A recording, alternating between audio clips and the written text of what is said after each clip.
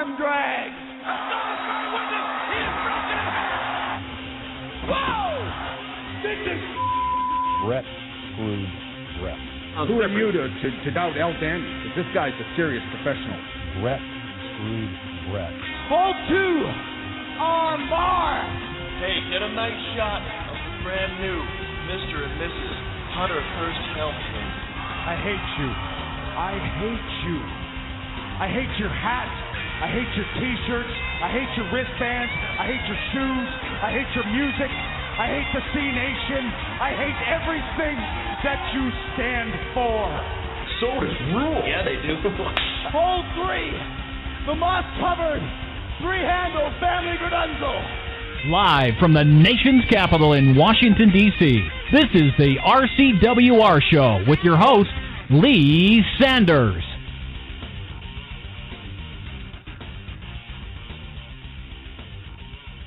Hey, coming at you live right now on a good Saturday. It is the RCWR Show Weekend Report. Thank those of you that's checking us out right now live on November 3rd, 2012. Black Avenger Lee Sanders here. Thank you all for checking out today's episode live on blogtalkradio.com and over at our sister website at InfinityOneProductions.com. You know, we got the chat room that is uploaded right now. Feel free to jump on in there and interact with us throughout the course of today's show. You can also interact with us on Twitter at InfinityOneProd, Facebook at InfinityOneProductions, and, of course, you can also interact with us when we open up the phone lines in the later part of the show, where we give you guys the necessary platform to be able to kick on back and interact with us. So it's going to be a jam-packed episode today. We're going to be covering what you might have missed, all from WWE, TNA, wrestling-related news, and beyond. We have a special in-depth review for you video gamers out there for the WWE 13 video game. I have been playing the game since I got it earlier in the week. I've been playing it off and on while doing the shows, and you're going to love the honest review that I have for it. I'm going to give you my first impressions for the game. I'm going to hopefully be able to give you guys the final verdict. I know there's some of you, many of you out there. Mad shout-out to those of you, too, who happen to follow me on Xbox Live that are also WWE gamers. I know there's a lot of you that had great concerns with WWE 12 and you were on the fence about getting this year's installment. You'll appreciate the review that I have to say, as that review for WWE 13 is going to be coming up in the later part of the show. So let's go on ahead. We got a ton of stuff that we got to cover. Let's go on ahead and let's jump right into it. And, of course, I said it when we were last on the air on Impact Showdown Radio this past Thursday, but I can't stress it enough. Mad shout-out to those in the New York, New Jersey area who unfortunately were affected by Hurricane Sandy. We know you guys are going through the recovery effort right now. We know that as last we had heard, the report of deaths that have affected Sandy just is close to 100, maybe over 100 people who have unfortunately been killed by Hurricane Sandy, as the recovery process begins for many of you, but especially in the New York, New Jersey area. You have our hearts, our prayers, our deepest condolences, as we hope that y'all are able to have a speedy recovery. And if you would like to donate to Hurricane Sandy, you can do so by using your mobile phone, and you can text Red Cross at 90999, and for just $10, folks, just $10, it'll go to the Red Cross, help those victims that were affected by Hurricane Sandy. Again, you can text $10 to Red Cross at 90999, and you will officially be billed on your next cell phone's billing cycle. So best wishes to those of you out there that were affected by that. All right, so, we also can't go into today's show. We said it on Impact Showdown Radio on Thursday, but we can't stress it enough. our deepest condolences, our prayers. Fans of the Brad Armstrong family, we unfortunately had lost one of the wrestling greats, as Brad Armstrong was found dead just earlier this week. I believe it had went down on Thursday. Very eerie, because he had just went to go see a doctor last week for undisclosed issue, and whatever that was, you follow it up next week. Next thing you know, Brad Armstrong found dead in his home. Before we go off the air, we're going to make sure that we're able to give you guys the very latest update on what we're able to find out with regards to that. Of course, if you're not really familiar with that name, D-Generation X's Road Dogg Jesse James, that's actually his father. So that lets you know that connection there. And the name Armstrong, he goes way back, AWA, WCW. That name is synonymous when it comes to wrestling. Again, our deepest hearts and condolences to the Armstrong family, especially the Road Dogg Jesse James. For those of you that know his Twitter handle, I'm sure he would love it if you guys are able to hit him up with prayers, condolences. I'm sure he'd appreciate it at this difficult time right now. It kind of sucks, too, especially since the holidays is just around the corner there, folks. All right, so let's talk about today's show. We got to get you guys caught up on whatever you might have missed on the week of wrestling, as we're going to get you guys caught up on what all you might have missed, but we're only going to highlight key points. Remember, we did that new little experiment the last weekend edition, and it's only right that we keep that format going. So we're going to pick it up right now. Let's talk about what had happened on WWE Raw, as we want to just key in on certain points, as it's our WWE Raw pinpoints. And our pinpoint for Raw this past Monday night had to do with the John Cena, AJ Lee, Vicky Guerrero controversy there. As we saw Vicky Guerrero, she brings this so-called new evidence to light, proving that John Cena is, in fact, having some type of a fraternizing relationship with AJ Lee. And bear in mind, as a result of this supposed fraternizing relationship, AJ Lee had to resign as the Raw general manager, and Vicky Guerrero being named the supervising manager of Raw. Why not just call her the interim general manager? Because when it's all said and done, that's basically what she is. But in either case, we see John Cena, AJ Lee, they don't like these allegations that's being put out there. John Cena, as far as he's concerned, all him and AJ are is best friends, and that they did have some type of a dinner, but it was a business dinner, and the business was concerning around whether or not John Cena was going to be healthy in time to come back to possibly the Hell in a Cell pay-per-view or just WWE action in the near future. But Vicky Guerrero, and according to her sources, were able to see otherwise, differently. So we have these weak, lame-ass pieces of evidence that's coming from Vicky Guerrero, and John Cena, he is just offering a legitimate rebuttal for every single thing that's being put out there. And then we see Vicky Guerrero, she shows this footage. Now, for you guys that love your wrestling and you happen to not just stay glued to one particular wrestling show, for those of you that like to branch on out and you look at TNA and you look at Ring of Honor Wrestling and you look at other wrestling-related shows, then you can see the connection that's happening right here and what I'm about to say.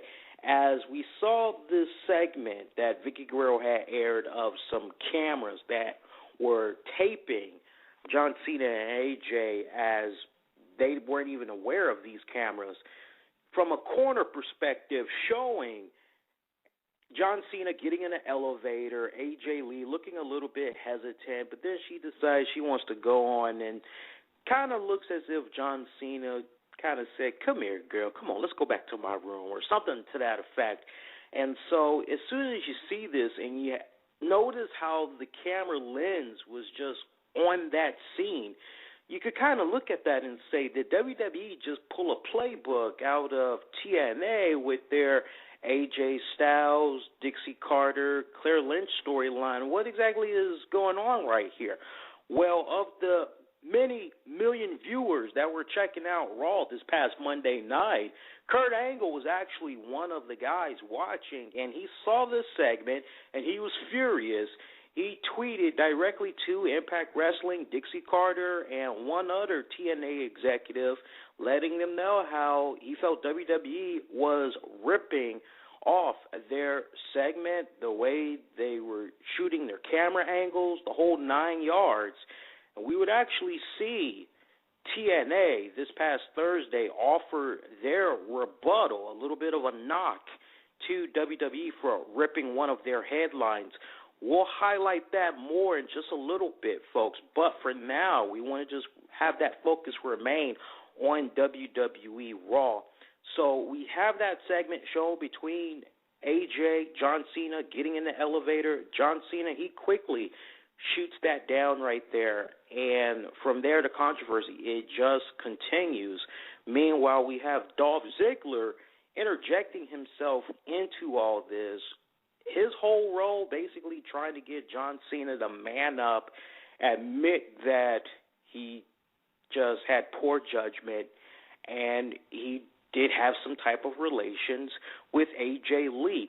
You know, something that wasn't really highlighted enough when we did a very special episode of the RCWR Show this past Monday night, which is you see this segment, right, between AJ, Cena, and you're saying to yourself, okay, is this something that we really want to see? Because it's kind of mimicking what actually happened to John Cena in real life. Remember there, folks, there were those many headlines that was going around, it seemed like on a monthly basis, that John Cena's former wife, you know, they did get the divorce and all, she felt that John Cena was going around cheating on her, and she did her own little investigating, and she was able to determine that he was, in fact, planting his seeds wherever he may roam.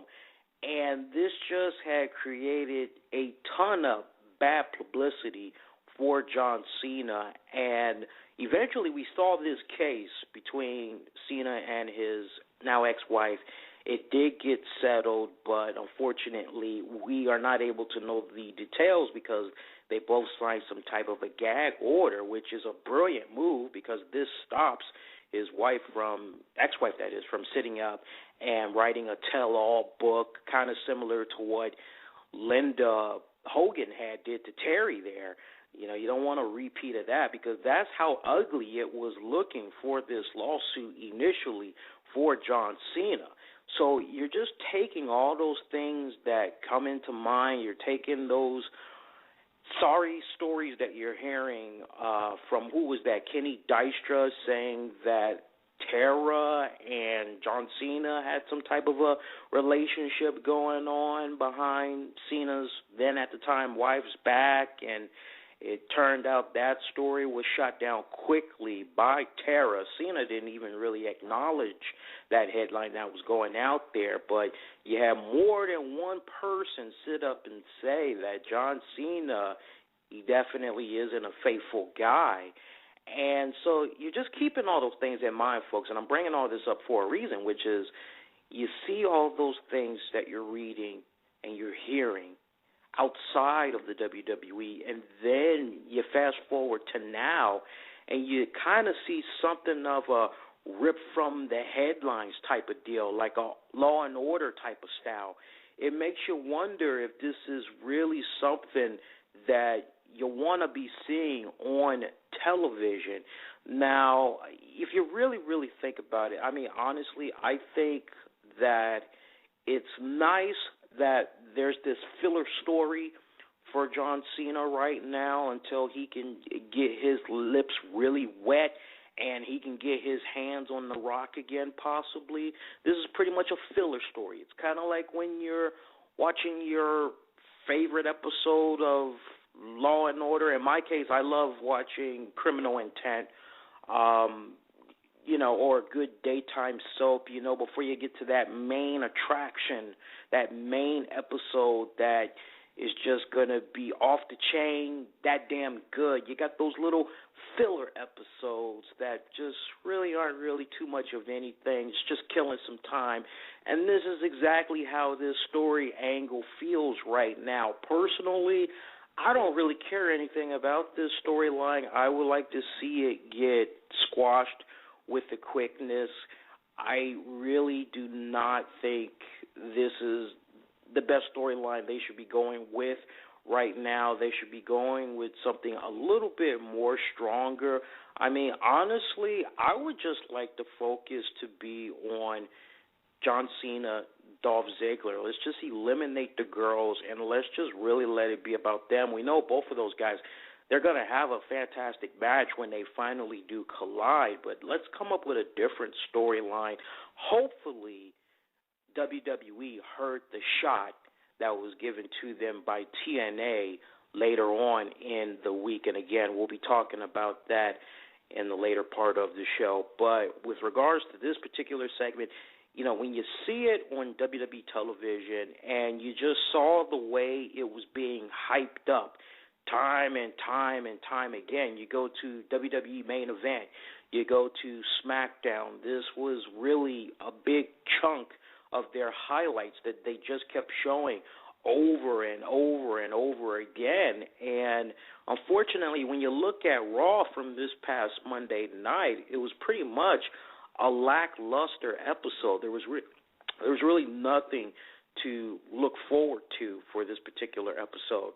Other WWE Raw pinpoints that we saw from this past Monday night was the Survivor Series team that had begun to take shape, as it's the return of the traditional 5-on-5 Survivor Series elimination match, where we had saw Mick Foley go head-to-head with CM Punk in choosing teams. Now, the WWE Champion CM Punk, he chose the following members for his team. Team Rhodes Scholars. For those of you not really sure who that is, Damian Sandow, Cody Rhodes. And we saw him recruit Alberto Del Rio and the former Intercontinental Champion, The Miz. Team Foley consists of Team Hell No, Kane and Daniel Bryan, Kofi Kingston, Randy Orton, and in a shocking twist, folks, we see Mick Foley step down from participating in this 5-on-5 match, and in his place, Mr. Feed Me More Ryback. So Ryback getting just a little taste of revenge on CM Punk come Survivor Series. But once again, 5-on-5 Survivor Series elimination match is back in full effect. So the teams are set. All those names that you just heard, obviously, the WWE Championship is not going to be on the line. Now, as we would later learn during the week, the World Heavyweight Championship will be defended at the Survivor Series pay-per-view. But, folks, so far it is really looking as though this is going to possibly be a lackluster pay-per-view coming for this year's Survivor Series, which is a bit unfortunate when you think about it, because you just think about the other Survivor Series from previous years, especially back in the heyday. You just think about how good those Survivor Series pay-per-views were. It's just a little bit unfortunate that so far, when you look at this one, it looks like it could possibly be a snoozer. And again, you have that WWE Championship that is pretty much on a bye for this month. You know, I miss those times where they had that rule going around where if you didn't defend the WWE Championship within a 30-day period, you were going to be stripped of that championship. I would like to see that angle come on back. I thought that was awesome how they were doing it back in the day with the WWE commissioner, and they were always keeping track of how long and how often that champion was defending that title month in and month out. I think this should be no exceptions right here. Then again, hey, who knows? We got, 2 weeks left before that Survivor Series pay-per-view? Maybe we might see CM Punk defend that championship on Raw or SmackDown, heck, or on WWE's Main Event. I wouldn't mind seeing that happen. It'd be pretty good, nice way to kind of get that little angle out of the head there. I'm sure many WWE veteran fans also remember that as well. But so far, the Survivor Series pay-per-view, without a doubt, I have great concern over this pay-per-view. You know, we can't help but think about what had happened with the Hell in a Cell pay-per-view that had came to us last month. And remember, we were asking you guys on the night of the pay-per-view all during the week. We were getting you all's reactions to that pay-per-view, and shockingly, just a little bit over 60% of you, as of today, because we officially pulled the poll down today, over 60% of you voted for that Hell in a Cell pay-per-view, and 60% of you said that the Hell in a Cell pay-per-view was a bad pay-per-view. You guys gave it a 1 out of 10. Without a doubt, there was only 2, maybe 3 things you could take away that was really good from that pay-per-view. Big Show versus Sheamus being one of them, but just to hear those, I mean, I can only imagine how the buy rates are going to be. Unfortunately, and we've been staying on top of it, the buy rates most likely are not going to be available until possibly December, maybe early January. As soon as they become available, we'll let you guys know about it. But so far, wasn't impressive. So you take that in mind and you go into the Survivor Series pay-per-view, you can't help but kind of sit up and say, as that person that's going to be ordering those wrestling pay-per-views, Survivor Series looks like it's a pass. I'll save my money for something else. And that's exactly how it's looking right now. Other than that, that is pretty much it. For those of you that want that full in-depth review for all the matches, everything that you might have missed on WWE Raw, we highly encourage you to check out the RCWR show from this past Monday night, as we had made a rare Monday night appearance. It was a jam-packed, fun episode, and you can regularly catch the RCWR show Tuesdays at 11 o'clock p.m. Eastern right here for that WWE fix. We'll get you guys covered on the latest fallout from WWE Raw and hook you up with the latest in WWE wrestling-related news with live fan reactions. So make sure that you check that out and join us every Tuesday for the RCWR Show, Tuesday Night Wrestling Report edition. All right, moving along now, let's talk about what had happened on WWE Main Event, where we had 2 really great matches from this past Wednesday, as it was Main Event on the Ion channel, where we saw the team of, and I was loving this all the way through, guys. We had the team of Sin Cara, Rey Mysterio, and Randy Orton taking on the Primetime Players and Alberto Del Rio. I was loving this match. I was just really surprised at how long the match had went. You couldn't really complain about that. I mean, we had got about just over 30 minutes of good tag wrestling from these guys. I really loved it. I mean, this, to me, Main Event hasn't been on that long, but for me personally, just seeing the tag team division get that proper spotlight for that length of time, I was just really loving that. I would like to see more of that happen on a regular basis. I think that the Main Event, it's a really good platform if it's utilized properly, and in this case, what we saw on Wednesday, truly a good utilization of the show for that tag division. Great spotlight. I mean, we saw some really great action between all those guys.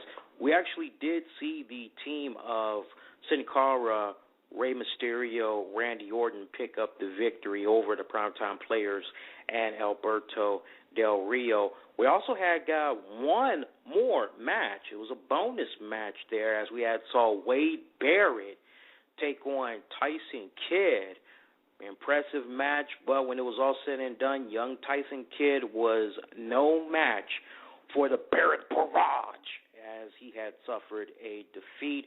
Post-match, though, we see Wade Barrett, and he proclaims that it should have been him that should be the World Heavyweight Champion right now, and had promised that if it was him taking on Sheamus, he pretty much would have did exactly what the Big Show had done. And this actually had prompted the former World Heavyweight Champion Sheamus to come out and issue a challenge to the Barrett Barrage, which is to go head-to-head on next week's WWE Main Event, as they're going to be coming from England.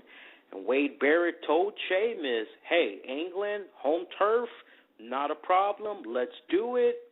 Interesting note that Barrett pointed out to Sheamus, he never loses in his home country of England. Sheamus promising there's a first time for everything, so that should be a good match coming up next week. I love it when these two guys hook up. I mean, they have just been going back and forth in recent weeks. I've been loving it. I really have. Nice to see Wade Barrett just continue to move up there in those ranks. Looks like he's starting to find that niche. We're getting that Wade Barrett back just right before the injury. I'm really loving it right now. And that's going to do it for right now. Okay, we're going to go on ahead and we're going to take a brief commercial break. And then when we come right back, we still got plenty of content that we got to cover on today's episode of the RCWR Show Weekend Report.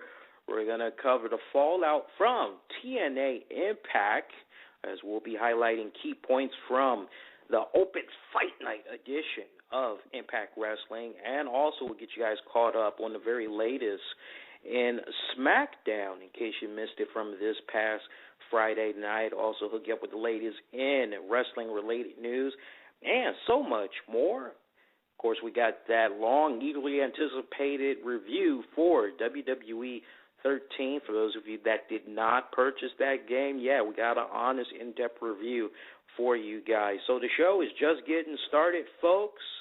You're listening to the RCWR Show Weekend Report, coming at you live right now on Saturday, November 3rd, 2012. We'll be coming right back, folks. Do hang tight. Tired of those wrestling websites that give you redirects, spyware, weird pop-ups? How about those misleading headlines? Instead of hitting the keyboard in frustration, why not visit InfinityOneProductions.com? Infinity One is the source for wrestling-related news and so much more without all the hassle. Visit InfinityOneProductions.com. Your keyboard will thank you. Hey guys, Lee Sanders here with the RCWR Show, and I'd like to take this time out to tell you about one or two quick apps that I think you should check out when you get a free moment. First app I'd like to recommend to you is an app from Stitcher. Now, Stitcher allows you to be able to play all our episodes of the RCWR Show and Impact Showdown on your portable devices, such as an Android phone, Kindle Fire, iPad, you name it, it'll be able to play it. So definitely highly recommend that you check that out. It's available for free in the App Store. Stitcher, new and smart way to play radio. Also, another cool app that I'd like to recommend to you all is a new app that came out not too long ago from Apple. That's right, Apple has recently come out with a free podcast app. Now, this app is really cool, folks, because after we are done doing our shows, all you have to do is just subscribe to our episodes. And you can do this by downloading this new free podcast app. All you have to do, visit the App Store on your iPhone or iPad and just search podcast. Once the app is downloaded, you can then type in the name of our shows, the RCWR Show and Impact Showdown, and you'll be able to subscribe. It's that easy. So you have two cool free apps that you can check out and take all our episodes with you on the go. So get to it already.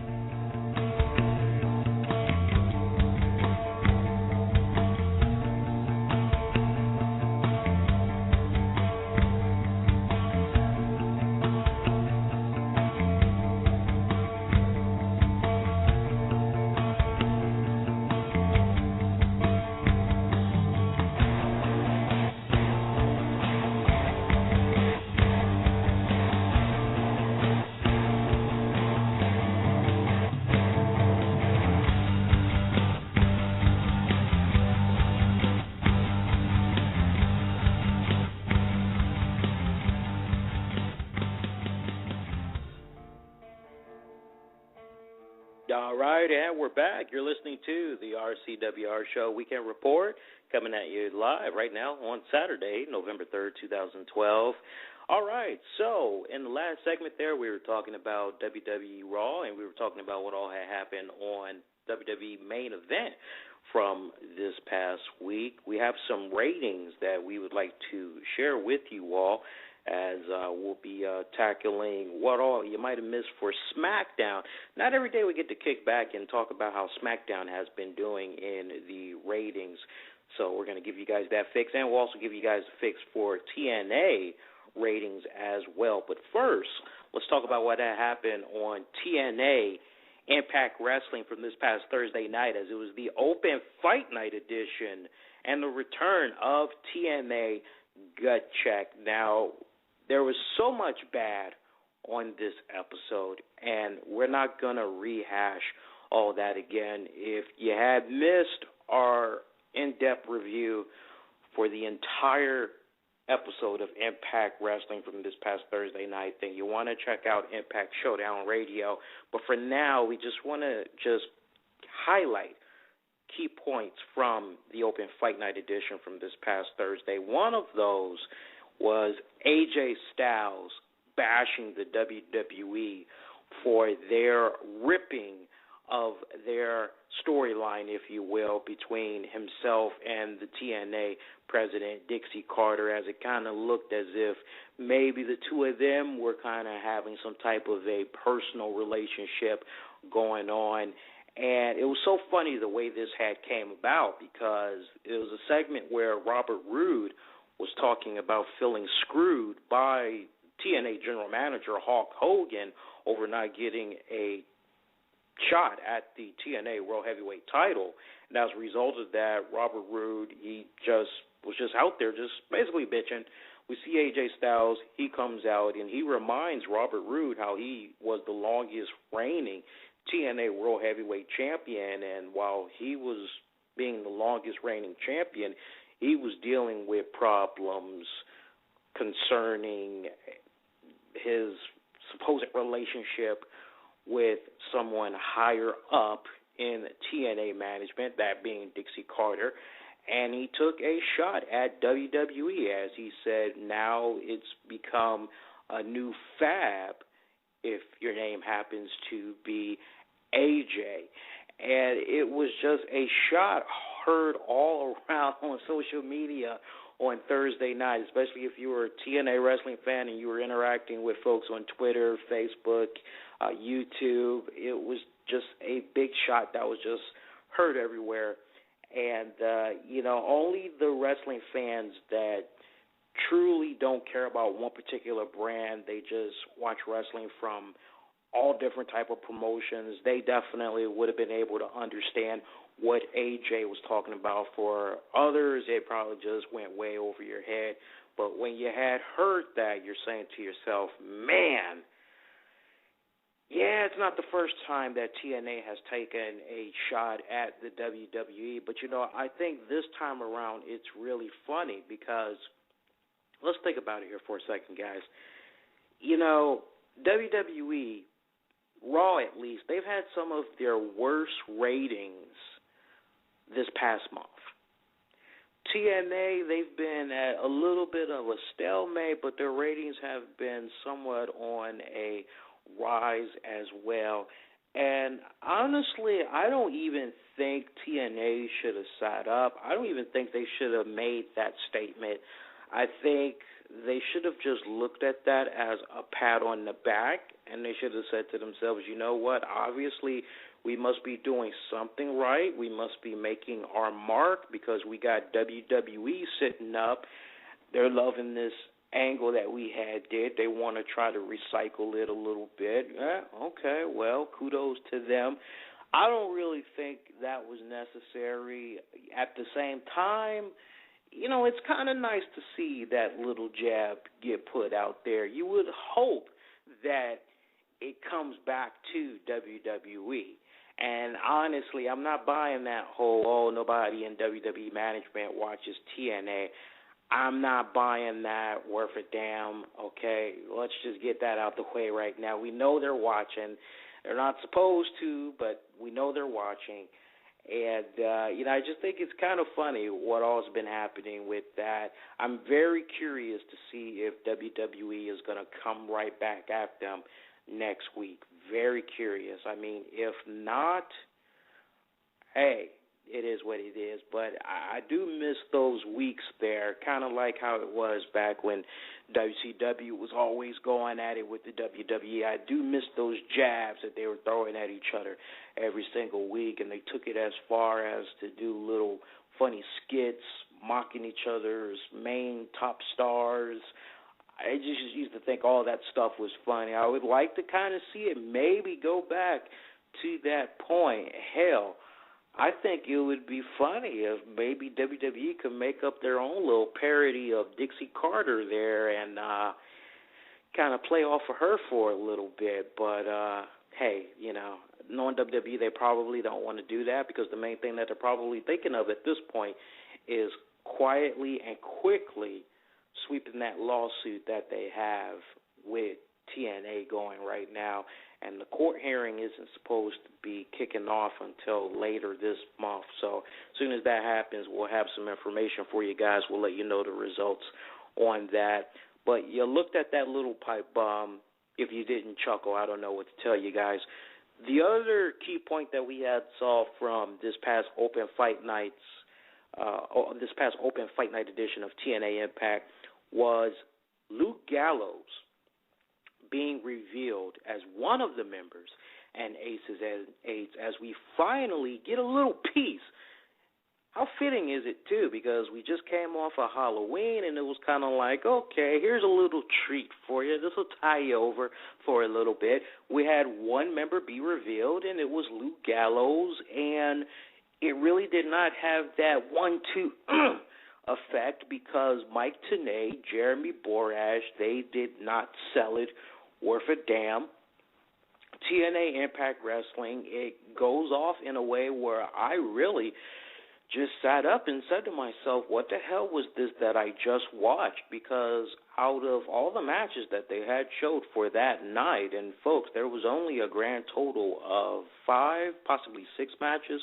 Only one match was good, and that was the TNA gut check match, as it was around one Christian York taking on Zema Ion, and that was truly a phenomenal match. But the big payoff here, you have a revelation in the identity of one of the Aces and Eights members, and it's Luke Gallows, the Kane imposter, the guy from the Straight Edge Society, Festus, and you don't have JB Mike Tenay sell him worth a damn, and it just really came off very poorly on TV that made you sit up and feel as though your time was wasted. Now, we all know that Luke Gallows was always in the Aces and Eights. We know that. But it just really seemed very poorly executed the way TNA management just decided that they were going to have his mask come off. Now, let me just back up a second. The way his mask had came off, I thought that could have been a little better, but it was handled just right. But the delivery by the commentators, a lot of people don't sit up and say, we really don't need commentators. Who cares about commentators? Commentators, good damn commentators, they know how to make you feel invested in a storyline, especially when one can be kind of lacking. They know how to tell those riveting tales. They know how to make you feel invested into that match, that wrestler, get you psyched up. Here was a case right here where all those ingredients was needed in those final few seconds of Impact. And for JB, Mike Tenay to not do their job and execute properly, it had a lot of you TNA wrestling fans, and we were keeping track on what all you guys were saying all throughout the weekend about that episode. A lot of you felt that it was one of the worst episodes of Impact Wrestling, and, we can only wonder just what's going to happen next week. So funny, too, because they just came off of a championship edition of Impact last week, but, tough act to follow. Now, let's talk about the ratings, because here's where it gets pretty interesting. You would think that with this poor episode of Open Fight Night that we had got from this past Thursday, the ratings would be bad, right? On the contrary, folks, not at all. There was actually no change in the ratings this week, as the Open Fight Night edition scored a 97 rating with 1.1248 million viewers. Now, last week, same thing. The viewership, though, little different. Viewership in last week's episode, it was 1.197 million viewers. So that kind of gives you an idea of what all was going on there. Now, we also have the ratings recap for you guys, and we're going to get into that. Let's get into that right now here. For those of you that might have missed it, here's the monthly recap for October, and it goes as follows. Let's pick it up from October 4th, where Hulk Hogan and Sting, they had to choose who was going to be teaming up with Sting to take on Aces and Eights at the Bound for Glory pay-per-view. That episode had scored a 0.86 rating. The Eve episode going into the Bound for Glory pay-per-view, that also had scored a 0.86 rating. Post-Bound for Glory scored a 0.99 rating. Championship edition of Impact Wrestling, where every single title was defended and Bully Ray had confronted Devon Aces and Eights, that has scored a 97 rating. And then you match that up with what they had just did this past Thursday, somewhat off to a decent start for this month. But when you look at it overall, surprisingly, it was that October 4th and the 11 episodes that were the most weakest. Surprisingly, that last episode going into the Bound for Glory pay-per-view, you would think there would be more viewership for that, but surprisingly there wasn't. Understandable given everything that was happening during that week. As remember, we had the whole presidential debates, vice presidential debates, not preseason football, but you had some Thursday night football games that was happening around that time. So a lot of competition around that time frame. But so far, TNA Impact are off to a decent start. All right, and for more on what all you might have missed on TNA Impact, highly recommend that you go check out Impact Showdown Radio from this past Thursday night. We give you all the fixings and cover the latest in TNA wrestling-related news. I went into great lengths about why the Luke Gallows angle just was not working towards the end of the night. I talked more about Christian York's match that he had in his TNA gut check. You'll like what I have to say about Christian York. Just check it out. It was a damn good episode. And you can check out Impact Showdown Radio every single Thursday night at 10 o'clock p.m. Eastern, immediately following TNA Impact Live for the very latest on TNA and TNA wrestling-related news with live fan reactions. So make sure that you check that out. All right, let's go on ahead now and let's cover what all you might have missed on WWE Smackdown. It's my favorite part of the show, as it's something new that I like talking about here. And on SmackDown this past Friday night, we had got to see Miz team up with Sheamus. Correction, I said that completely wrong. It shouldn't even be that mix. I apologize. We saw the team of Sheamus and Kofi Kingston, is what I was trying to say, take on the team of Big Show and Miz in the main event match. And once again, Big Show proving his dominance in that match. We saw Big Show and The Miz. They defeated Sheamus and Kofi Kingston. Big Show is just oozing with confidence right now, ever since he won that World Heavyweight Championship promising that when he and Sheamus collide at the Survivor Series pay-per-view, he's going to knock him out again. Folks, the pressure could not be set any higher right now. These two guys, they got to follow up what they had did at Hell in the Cell. Oh, my God. That is just going to be really freaking ridiculous. I'm really very curious to see if these guys can pull it off again. But more on that in a little bit, folks, at least later down the road. We also got to see Daring Young in action as he had defeated Sin Cara. Now, just immediately after that, Titus O'Neil, he wanted to keep that win streak going, so he decided he was going to challenge Rey Mysterio. Unfortunately, that backfired on him big time as Rey Mysterio had pulled an upset victory over Titus O'Neil. And we also got to see Wade Barrett and Randy Orton have a solid match, at least at the very beginning. But then, unfortunately, we got Alberto Del Rio and Ricardo thrown in the mix as they had attacked Randy Orton. And they actually had jumped him right before the sound of the bell. And they ran off to the back feeling as though their job was done. Randy Orton, continuing on, has that fighting spirit. He continued on his match with Wade Barrett. And surprisingly, despite that beatdown that he had took from the hands of Ricardo and Del Rio, Orton was actually about to pick up a victory as he was starting to look white hot.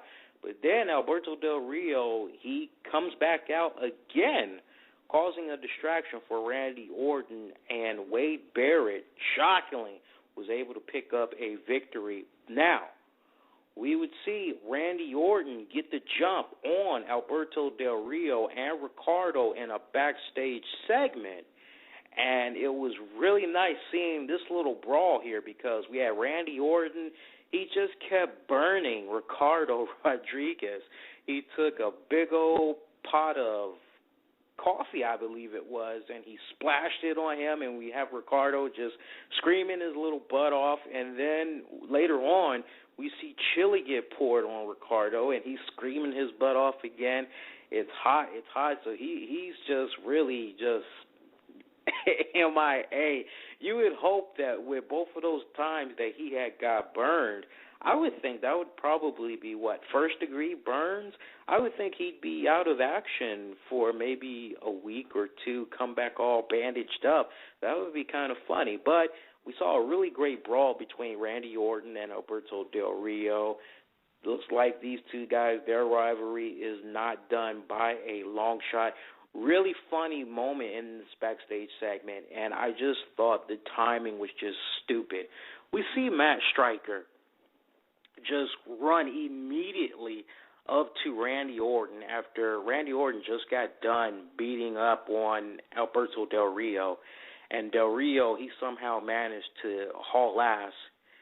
We see Matt Striker try to get words from the Viper, get comments about what just happened. And Randy Orton just kind of looks at him like, are you serious, dude? And I thought he was going to give him an RKO through the table, but he did the next best thing. He just rammed Matt Striker's head into a nice big old, looked like it was lemon cake, whole lemon cake. And, if you were like me and you were watching all the other cakes that was on the table, you were kind of happy to know that the other cakes didn't get messed up, that it was only just one, because they had some, you got to admit, them WWE wrestlers, man, when they get done with their matches, man, they come to the backstage area with a nice little spread waiting for them there. I was really liking that. But, that was the backstage segment right there, folks. Other action that we had on SmackDown, we saw the return of Great Khali as he had defeated David Otunga. R-Truth had defeated Justin Gabriel. That was a decent match. And overall, SmackDown, pretty solid episode. Now, we did get new one development in the AJ Lee, John Cena storyline, which was Vicky Guerrero taking to Twitter to reveal that she has cam footage that shows AJ Lee in a state of undress heading to John Cena's hotel room, and she plans on presenting that footage next Monday night on Raw. So you're looking at that and you're kind of saying, oh boy, what's going to happen here and now? I know, trust me. But in other SmackDown-related news, SmackDown is going to be live this Tuesday night. That's right, Super SmackDown Live. You'll be able to catch it on the Sci-Fi Network. They'll be coming on at 8 o'clock p.m. Eastern if you're on the East Coast. So you know what that means, folks. The RCWR Show Tuesday Night Wrestling Report is going to be coming on just an hour earlier so that we can get you all's reactions from SmackDown. So it's going to be a super deluxe episode that we're going to be doing this coming Tuesday night. We're going to cover WWE Raw and we're going to cover SmackDown. So 2 shots in one. Do join us. We're going to come on at a special start time of 10 o'clock p.m. Eastern, 1 hour up. So do join us. It's going to be a great show. All right, but, overall, SmackDown this past week, I must admit, I was very pleased with SmackDown. As always, I'm always pleased with SmackDown. SmackDown always seems to be the better show between Raw. But, Main Event was actually kind of good as well. I would like to see WWE kind of take key ingredients from SmackDown and Main Event and try to help kill more of that lonely airtime that has to be filled with pointless segments like the AJ, John Cena, put some more wrestling in there. But SmackDown, I can't stress it enough, they did very good this week. Hats off to them. Very well produced. 2 things that just jumped out at me in retrospect, though, after this episode was over. No Damian Sandow, no Cody Rhodes, no Kane, no Daniel Bryan.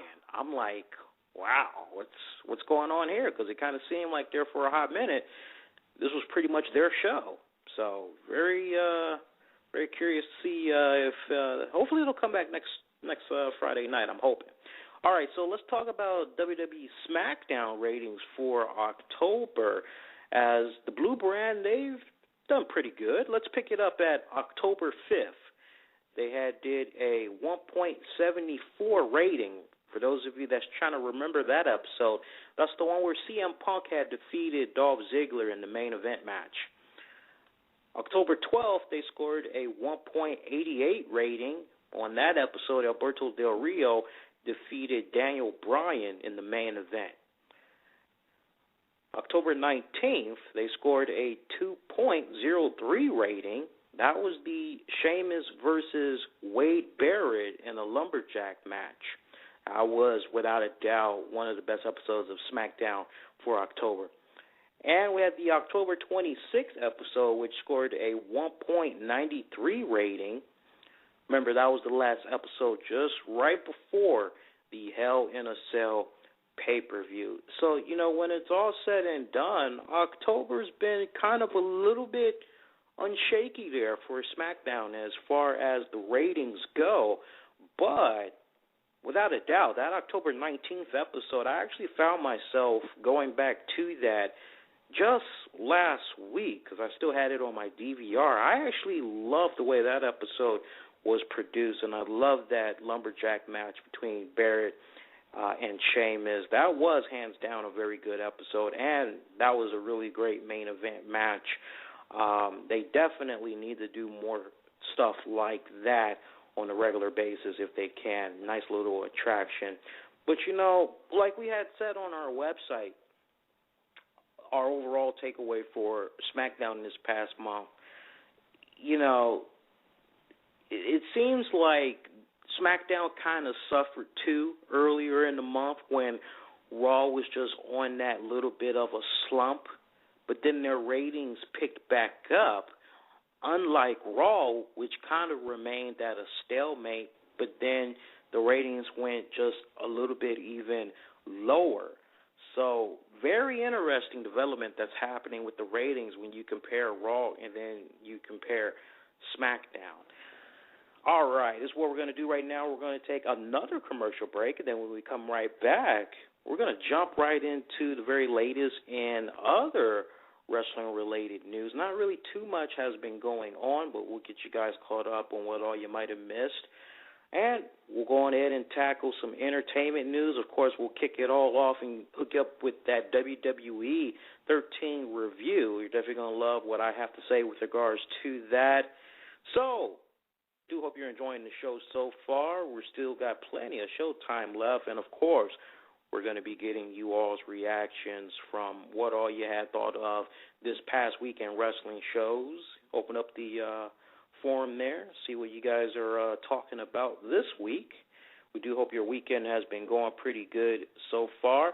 All right, so we're going to take that commercial break. Then when we come right back, we're going to jump right all into it. So, you're listening to the RCWR Show Weekend Report. We'll be coming right back, folks. Do hang tight. Hey guys, the Black Avenger, Lee Sanders here, and I just wanted to take this time out to thank you for checking out this episode tonight.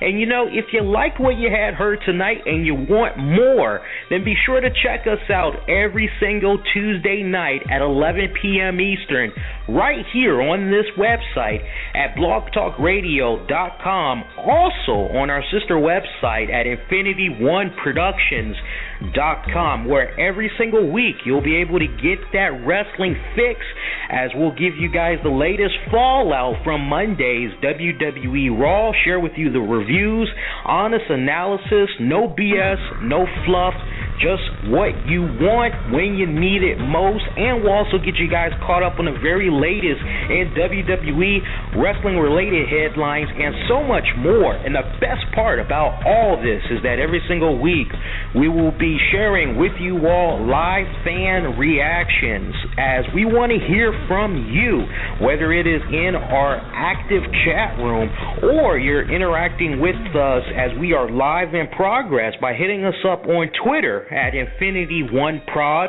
Facebook at InfinityOneProductions.com.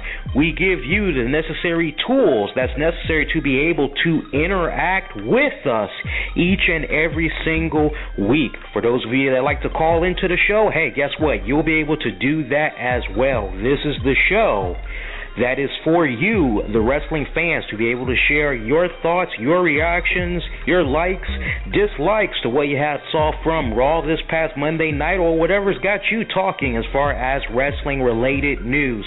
So be sure to check us out every single Tuesday night, as it's our Tuesday night Wrestling Report edition of the RCWR Show at 11 p.m. Eastern, right here on blogtalkradio.com/the RCWR Show, and at our sister website at InfinityOneProductions.com. Hey, you're going to miss our episode that's live in progress, won't be able to catch up with it until later. That's not a problem. Check us out on the downloads in the iTunes, Zune marketplaces, also on Stitcher, just by using the keywords, the RCWR Show.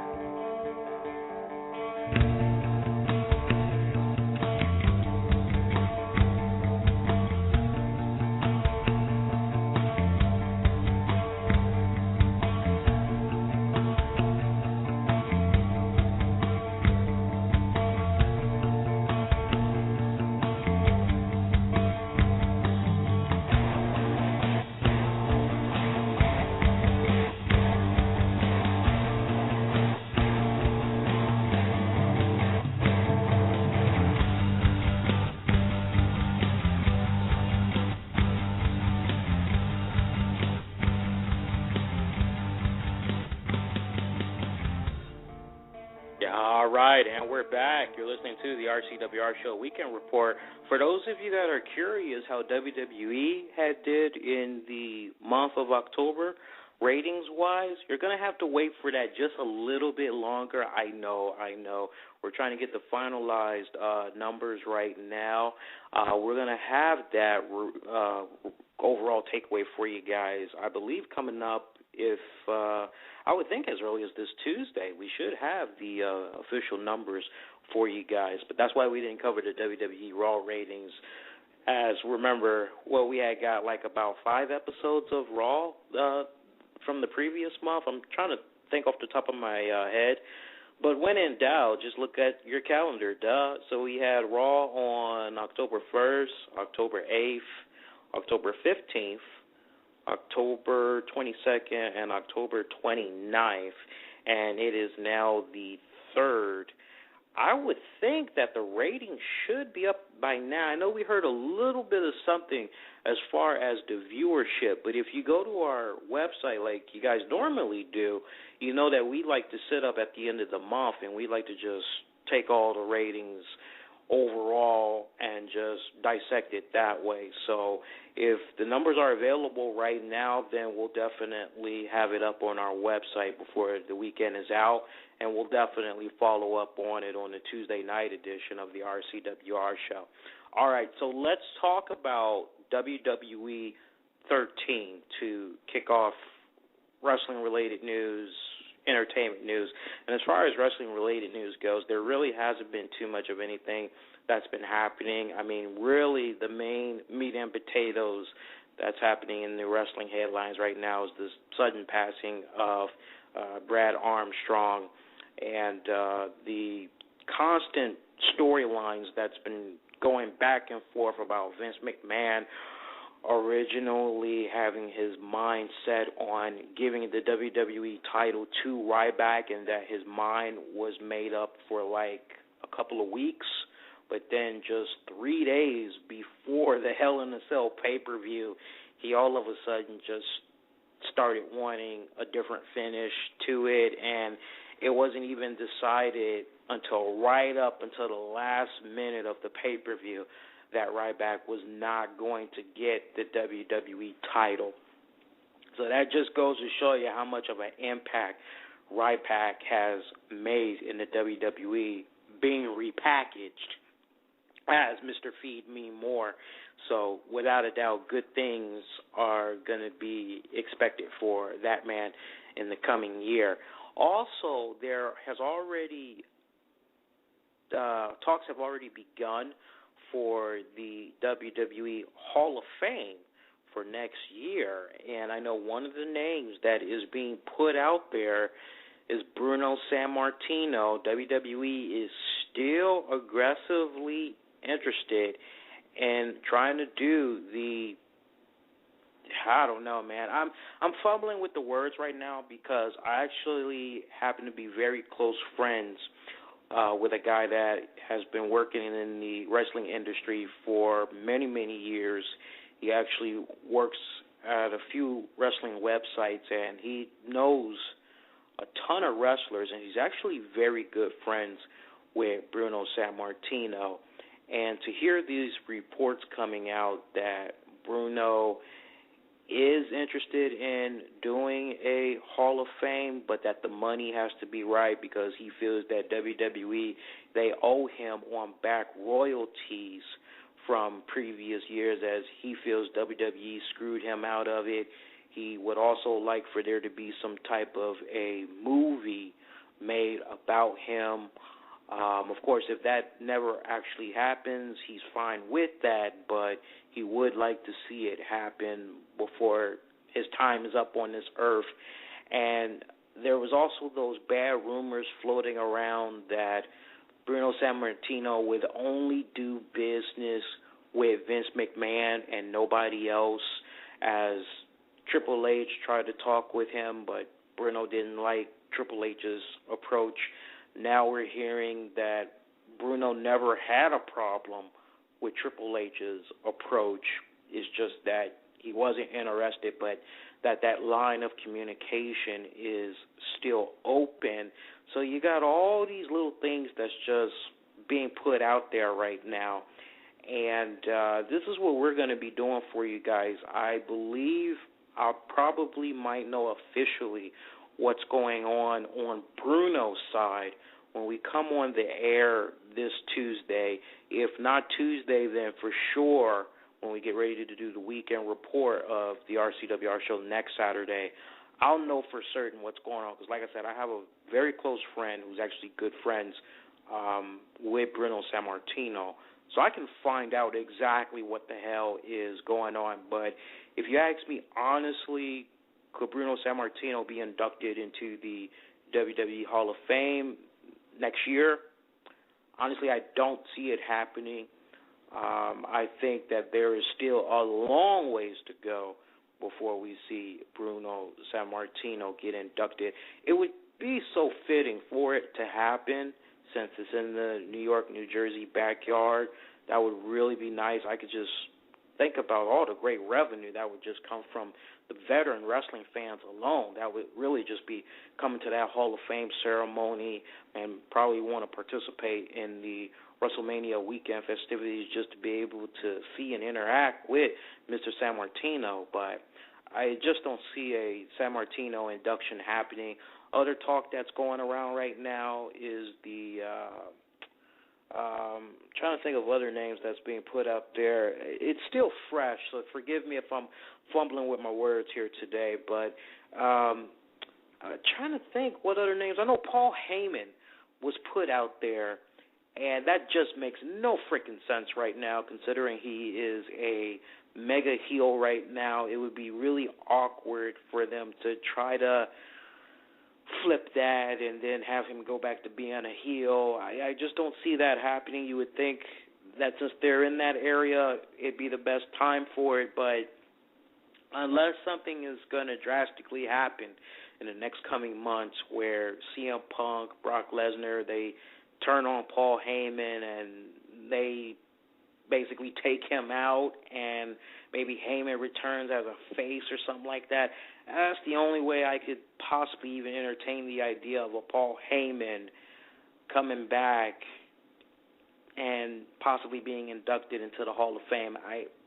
It's far-fetched, I know. I mean, when you think about what I just said, it's like, I don't really see that happen. I don't really see it happening either, but all this talk about possible names that's going to be inducted into the Hall of Fame, really, it is still too early. I think we'll have a better idea of what's going on as WrestleMania draws more near.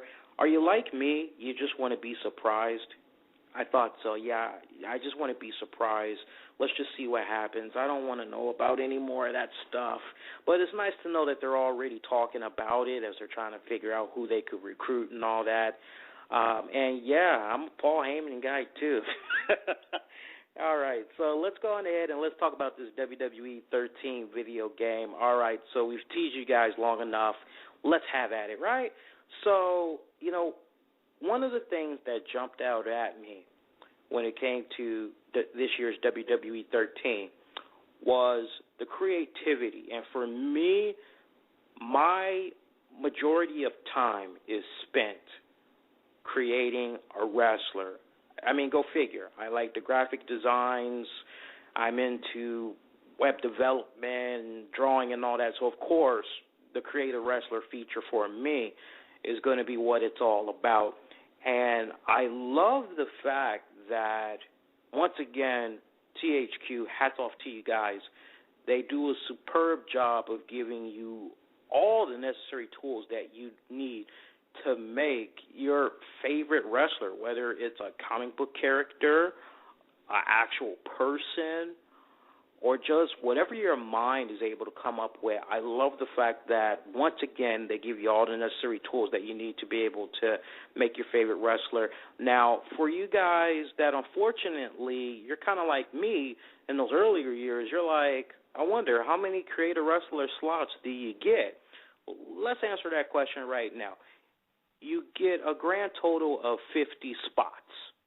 Okay, that's enough for you to make you, your friends, some comic book characters, some actual wrestlers. You can just have fun at it, all right? So you get 50 slots. The layers, it's pretty much endless, okay? Whatever you can think of layers-wise. If you played WWE 12 from last year, about that same maximum number of layers you can get away with this time around. The other thing I liked about this is when it comes to creating your wrestler, that irritating blur crotch, it's almost gone. It's almost gone. Now, you can now put something on the butt area, okay? But as far as the crotch goes, you're only able to go but so far. You can definitely go like right at that point where the thighs meet with the groin area, okay, with the main private area. You can get away just right around that area. After that, it's going to be a little bit tricky. So if you're trying to put some type of a design literally on that spot, you're going to have to do some stuff with the underwear, and you're going to have to take some tights, and you're going to have to try to put those tights under the trunk so that you're able to somehow complement the color scheme so it doesn't look all odd or whatever, okay? Also, let's talk about the create a logo feature. All the things you remember, everything's back. Create a logo, create a moveset, create an entrance, create a video. All those things are back, but I know there's that core of you that are like, okay, what's going on with the create a logo? Everything you remember from last year, it's back. So as far as the create a logo feature, nothing has changed. You are still going in there and you're drawing out your logos in that traditional fashion. I would have thought that with this year's improvement, one of the things that they could have done, they being THQ, they could have sat up and they could have somehow maybe incorporated their U-Draw pen tablet and let you be able to utilize it in making logos. For those of you that are not familiar with the U-Draw tablet, retail value, you could probably get it for like about $60 right now, and it's really cool, like especially if you have like a little kid or something. You can draw all these really nice, cool things, easy 1,000 gamer score trophy points that you can get off of a game. But unfortunately, once you're done playing the U-Draw tablet, here's your greatest problem. That tablet is going to sit on your nightstand on top of your gaming console, and it's going to collect a lot of dust. So unfortunately, that U-Draw tablet, you know, it's really not worth anything. And I was kind of under the impression that that THQ would somehow try to incorporate that into their WWE games, because I know it can be very frustrating for some of you guys to sit up and draw your logos, and you got to do it by the daggone left stick, right stick, and it would just be easier if you could do it with a pen tablet. So, you know, that's my bit, and I've been actually saying it to THQ. I've been emailing them. That's been the main thing I've been pitching to them for the past 3 years. Do a pen tablet that you can incorporate into the WWE 13 game to really be able to get that meat and potatoes feel for when you're drawing a logo. It makes sense for those of you that are artists and, you know, you love to draw. You draw with a pen, you draw with a pencil, you draw with a pen tablet. Win-win situation, plus more money for THQ, right? Right. So go figure. Also, let's talk about the Raw is War feature. Now, in that one, I was loving it. I mean, I played a little bit of it. I did just a little bit halfway of it. I didn't do the whole 9 yards, but from what I was able to gather of it, I mean, it's really reliving the memories of what it was like to be watching the Attitude Era back in the heyday. This video game is really a great introduction for that new WWE fan into what the Attitude Era was all about, and it's also a nice way to make those new fans feel that connection with those Attitude Era wrestlers. Nice little backstory there. You get to know who they are, and for them to kind of step back in time and to be able to play as them. You know, it's a really cool feeling, especially considering when those same wrestlers might somewhere down the road pop up again. There isn't that awkward silence of who the hell is that guy. Now you got this WWE 13 game that's out, and everybody that's been playing it, they've been playing that Raw is War Attitude Era mode. They all know that, oh, okay, that's so-and-so, hey, you know. So I really love how they had handled it at this time around, and, You are reliving classic matches. It just replaces the whole Road to WrestleMania, and I've been saying for years the Road to WrestleMania mode, it sucks. I have been saying they needed to revamp it for the longest.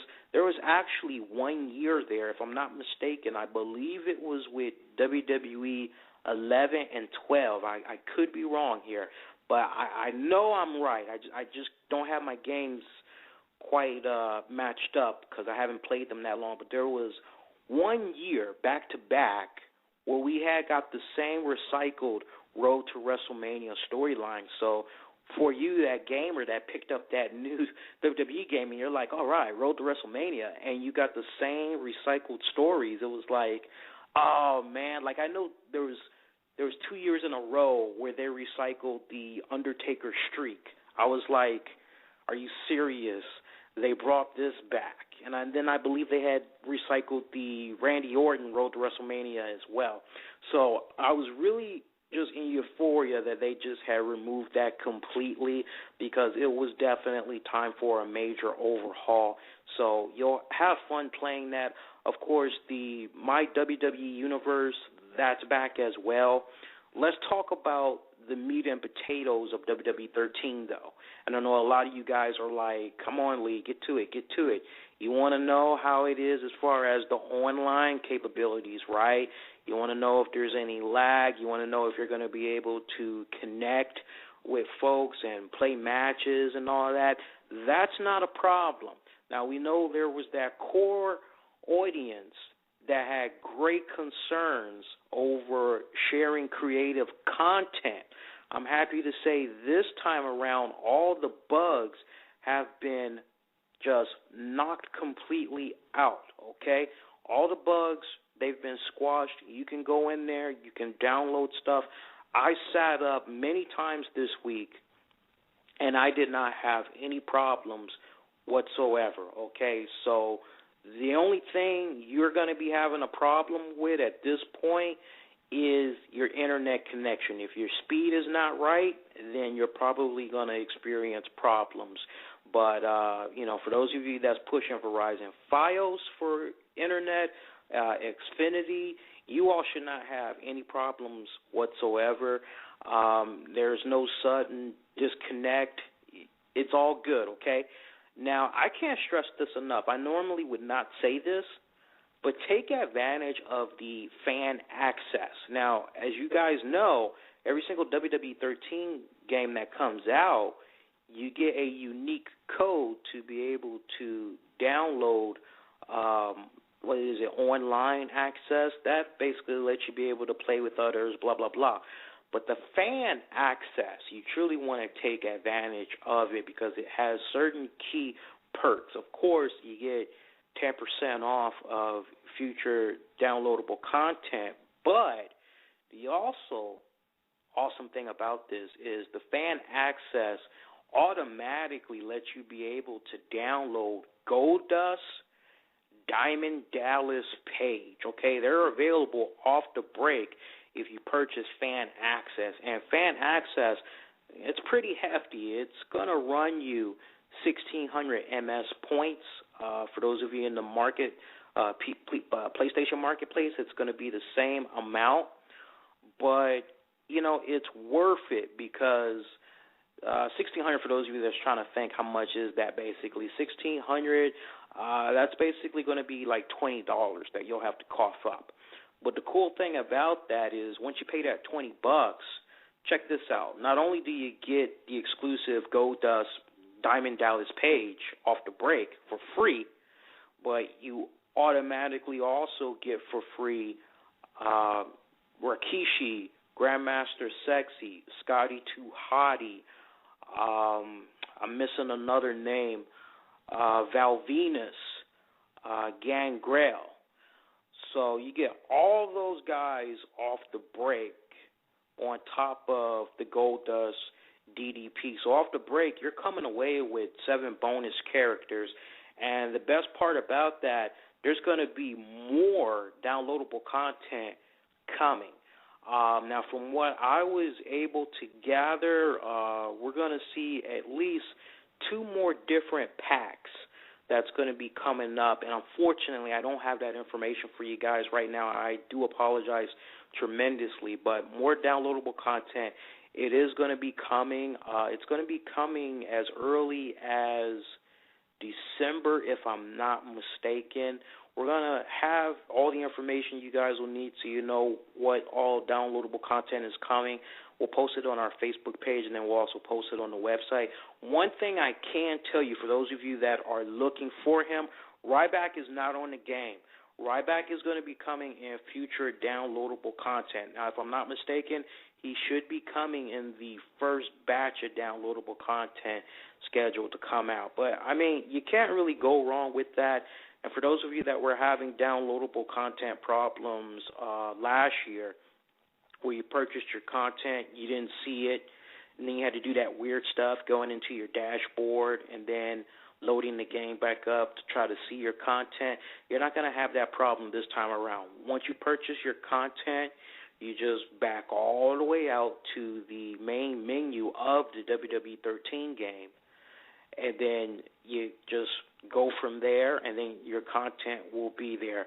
So hopefully that squashed all your concerns, graphic-wise, visually, beautifully, very stunning. I wasn't sure if I was actually watching an actual match or what. I mean, that's just how stunning the graphics are. Have fun at it. I mean, the sound quality is definitely up there. I really love this game. It is, without a doubt, a very, very good video game. I am so tempted as to say that this game is right up there with a WrestleMania 2000, a WWF No Mercy. It is right up there, respectively, with those.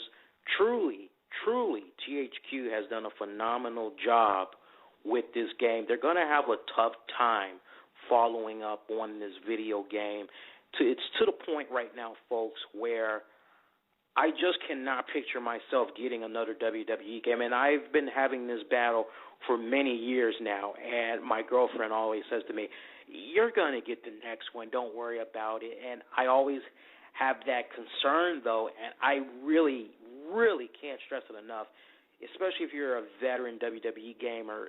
This game, you're going to be asking yourself, how can I see myself getting the next game, because it's got everything that I want. So without a doubt, it's a must-buy video game. Can't stress it enough. It's worth it. Now, one thing I need to let you guys know, and I promised you guys I was going to go in-depth with WWE 13. So for those of you gamers, I really hope you appreciate this, but I can't stress this enough. This is a true story. You will not, I repeat, you will not find the Stone Cold Steve Austin limited edition copy at GameStop. Now, true story, I had went and when I thought we were going to be giving somebody a copy of that, I had pre-ordered 2 copies. Now, I went to go pick up my copy, and I was talking to the GameStop store manager, and he told me, there is no Stone Cold Steve Austin limited edition copy. I said, what are you talking about? It's been advertised everywhere. I said, the guy that took my pre-order, he told me that that's what he was putting me down for. And he was like, well, I'm not sure why he told you that. I do apologize, but we don't have the Stone Cold limited edition. We never have, and I've been looking everywhere. It got to the point I wasn't sure what people were talking about, but unfortunately it looks like, as far as I know, our stores, and he was just talking about GameStop in general, didn't have that. So if you're looking for that Stone Cold Steve Austin limited edition copy, that is going to be exclusively a Amazon .com type of deal, maybe possibly Best Buy, but without a doubt Amazon.com. If you ask me honestly, is the limited edition worth it? I would say no, because look at the content that's in there. You get a Stone Cold Steve Austin disc of matches that's from a wrestling DVD that was put out not too long ago. You get a Mike Tyson downloadable card, so you can download him, but you can probably find Mike Tyson on eBay at like $5 a pop, so you can just skip that. What you are really getting that limited edition copy for is the Stone Cold Steve Austin signed signature as he autographed a card. Now, here's what makes that card unique for those of you memorabilia folks out there. Stone Cold only signed 35,000 copies, okay? So that lets you know that that card is kind of rare. So your best bet, if you just want the card, just go to eBay. If you're lucky, maybe you can get away with a real steal, and maybe you can kind of get that card for about maybe $40, maybe $50. If you're going to end up paying more than that, then my best advice to you is just to go on ahead and just get the actual game itself, okay? So check that out. Hopefully that information helps. And you'll thank me later. But in the meantime, WWE 13, I give it a 9 out of 10. I would have given it a 10 out of 10. The only thing I wanted, really, I just wanted more WWF Attitude guys. I'm looking at all those guys, and I just wanted my fixing for more. So, other than that, though, 9 out of 10, hands down, really great freaking game right there. Hopefully you guys appreciated that in-depth review. It's not every day that we talk about WWE 13. It's not every day we talk about a wrestling video game, so we only thought it would do right to cover it. All right, so let's dive into other entertainment news, and then we'll open up the phone lines. We're doing pretty good today. Show is just flowing very nicely here. We're good on time. All right, so let's talk briefly what all has been happening in entertainment news. I saw this very, very funny, interesting article, and it had ranked the top Forbes list of top earning dead musicians. Now, for the third consecutive year, Michael Jackson tops the list, okay? You can't make this stuff up. Michael Jackson is number one, and he's followed up by Elvis Presley, Bob Marley, John Lennon, George Harrison, and Broadway composer Richard Rodgers. So that gives you an idea. Now, just so you guys can understand what's going on money-wise, here's where it gets really funny here. Now, Elvis Presley, as I said, he came in second on the list at $55 million. Bob Marley took third place with $17 million, okay?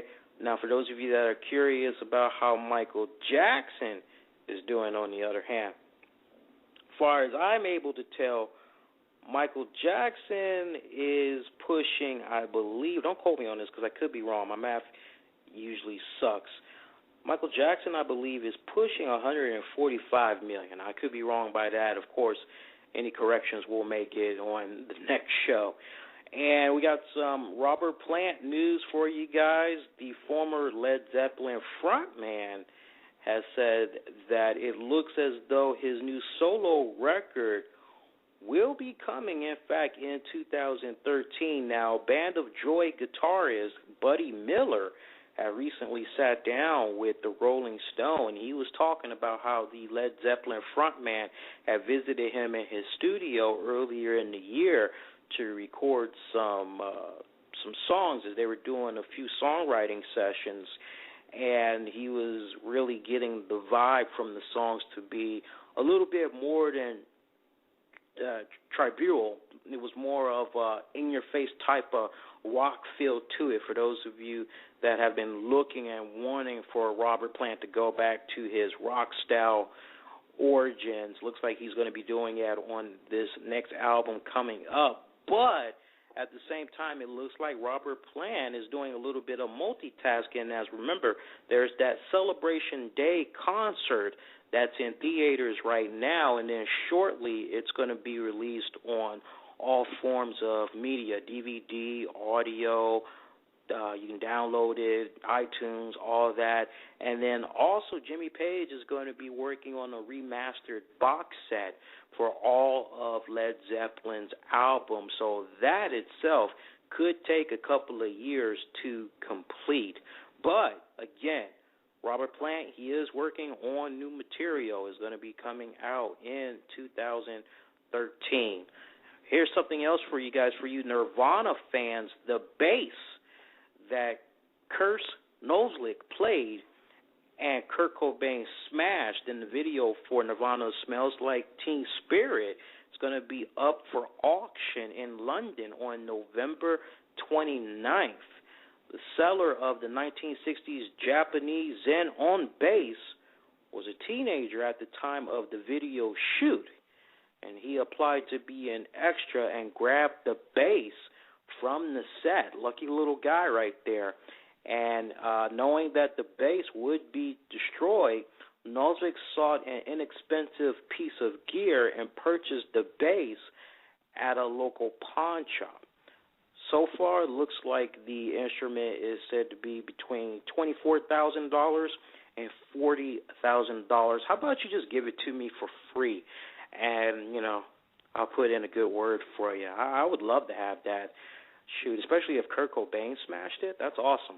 I got some Guns N' Roses news for you guys. Axl Rose had recently said in an interview with the USA Today that the next Guns N' Roses album is not going to take as long as Chinese Democracy. Remember, we were waiting for a good little minute there. And for you guys that's been counting, Chinese Democracy was back in 2008. So, Axl, what's going on, brother? Well, Axl would explain why the process had took so long for Chinese Democracy, but also explained why he felt that it wasn't going to take as long for the next album, as he pointed out how he had to deal with so many other things that didn't have to do with music and didn't even have to do with the industry. There was just a loss of time. It was pretty much all about survival. And he promised that the next album would be coming out sooner. He also touched up on his former bandmates, that's right, original GNR members, as he pretty much bashed Slash and Duff McKagan, saying that they, along with his ex-girlfriend Stephanie Seymour, damaged his ability as a writer. Now, this is a direct quote from Axl Rose. To those three, it was all crap. It beat me down so much. At the time of the Use Your Illusion tours, Slash and Duff said, "You're an idiot. You're a loser. I didn't write for years. I felt I was hindered for a very long time. I was also trying to figure out what I wanted to say when it's right to be venting and when you're digging a bigger hole. Lyrics on Chinese took a long time." And he also had played down the rumors of a possible Guns N' Roses truce, saying, and again, direct quote, "I feel that ball's not in my court. I'm surviving this war, not the one who created this war." So you just really kind of wonder what's going on with that. And, check out that article because he talks more about what had happened with his whole Hall of Fame experience as far as giving a brown nose, if you will, to the Rock and Roll Hall of Fame by not accepting the induction. And it was a really great interview that he did with the USA Today. Check it out when you get a chance. Also, we got some really interesting news for you guys. I don't know how you guys will want to take this, but it definitely raised my eyebrow because I have been a fan of his for many years. But Disney has bought Star Wars, and they plan to make new films. That's right, George Lucas has sold the franchise for more than $4 billion. That's right, Disney bought Lucasfilms from filmmaker George Lucas for that amount, and they're planning another trilogy in the Star Wars saga. The next film is due in 2015 with 2 more to follow. Now, the storyline so far is going to pick up right after Return of the Jedi, following the journeys of Luke Skywalker, Han Solo, and Princess Leia. Disney also plans to follow that up with a new Star Wars film every 2 to 3 years. Now, Lucas is on board for the new projects as a creative consultant, and Disney CEO Bob Iger said Lucasfilm had already developed an in-depth storyline for the next trilogy. All right, so I'm not really sure how you guys take that, but I'm looking at that piece of news and I'm saying to myself, WTF? And to answer the question, Don from New York in the chat room, excuse me, folks, $4 billion is the amount that was sold for. That is just ridiculous. I'm a little bit on the fence, man. I mean, talk about beating a horse beyond death. I mean, we just keep getting everything Star Wars. I don't really know, man. I'm on the fence about this.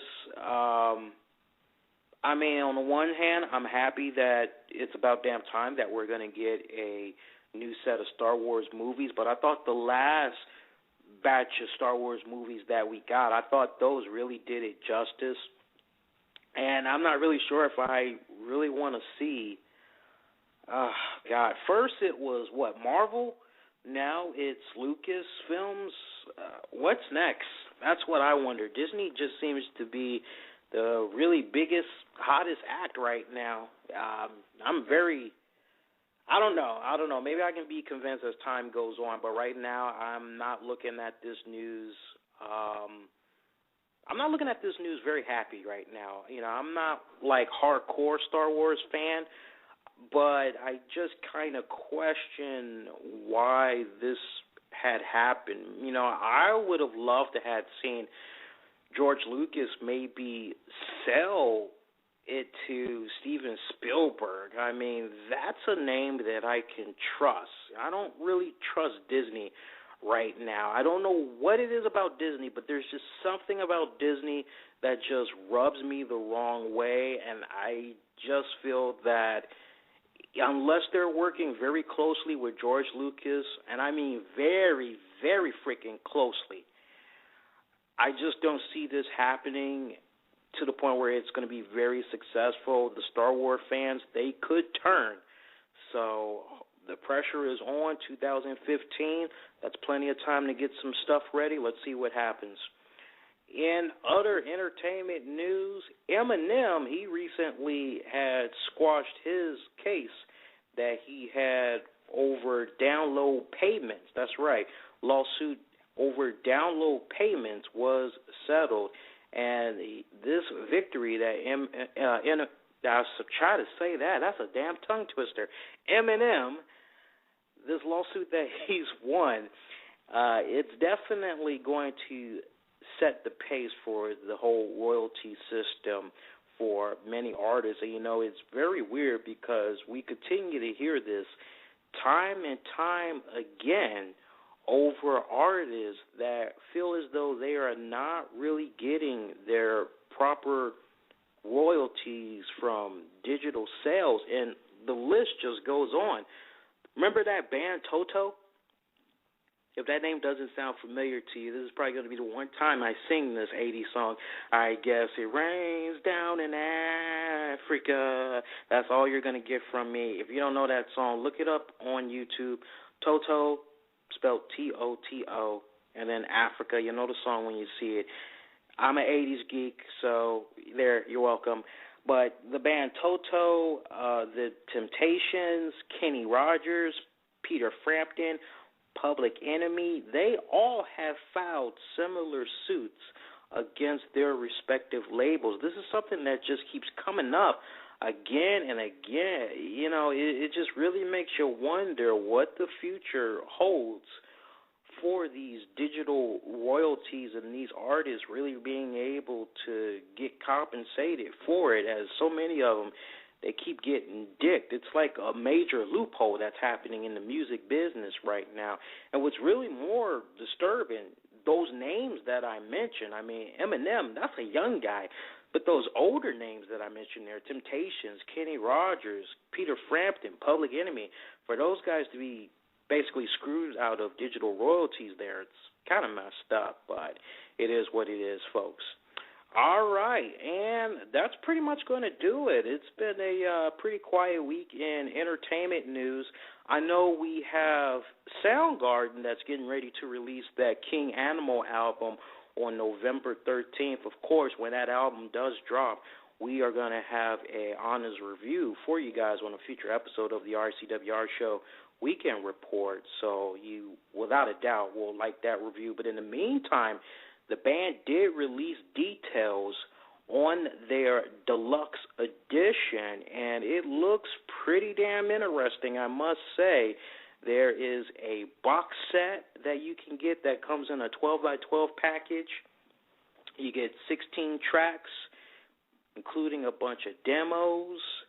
You get lithos showing each one of the individual band members.